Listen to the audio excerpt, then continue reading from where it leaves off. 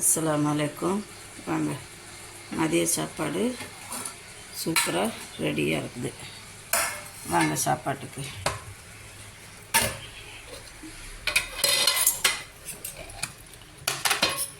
இங்கே பாருங்கள், இது வெள்ளை சாதம் வடிச்சிருக்கிறேன். அப்புறம் இங்கே பகாரா பேங்கன் சூப்பராக இருக்கும் குழம்பு. தோசை கூட இட்லி கூட எங்கேயாவது வெளியில் போகிறதா இருந்தால் எடுத்துகிட்டு போகலாம், சூப்பராக இருக்கும். அப்புறம் இது பச்சை பயிறு, சிறு பயிறுன்னுவாங்க, பச்சை பயிறுன்னு நம்ம சொல்லுவோம். அதை சுண்டல் பண்ணி வச்சுருக்கேன்.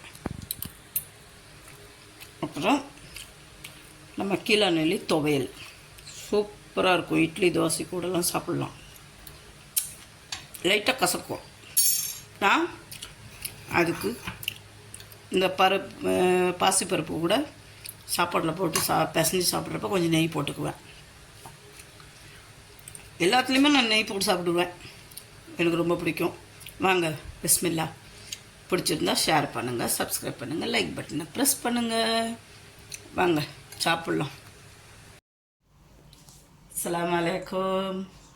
எல்லாத்துக்கும் வணக்கம். வாங்க, மத்தியானம் சாப்பாடு உங்களுக்கு சமைச்சதை காமிச்சல, இனி சாப்பிட்றதையும் காமிக்க போகிறேன். வாங்க, சூப்பராக இருக்கும். இங்கே பாருங்கள், நான்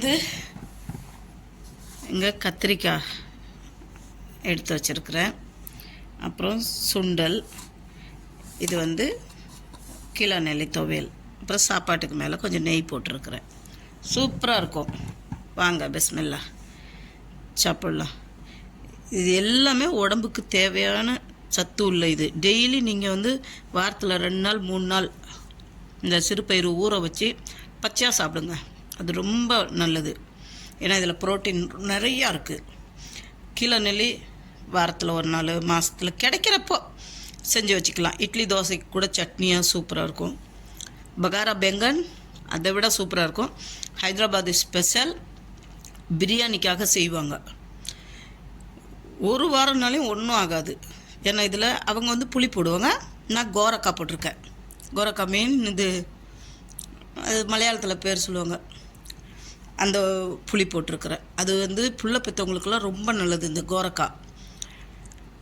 நீங்களும் இது மாதிரி செஞ்சு சாப்பிடுங்க. பிடிச்சிருந்தா ஷேர் பண்ணுங்கள், சப்ஸ்கிரைப் பண்ணுங்கள், லைக் பட்டனை ப்ரெஸ் பண்ணுங்கள். தேங்க்யூ. நான் இப்போ சாப்பிட உட்கார போகிறேன். வாங்க, என் செடி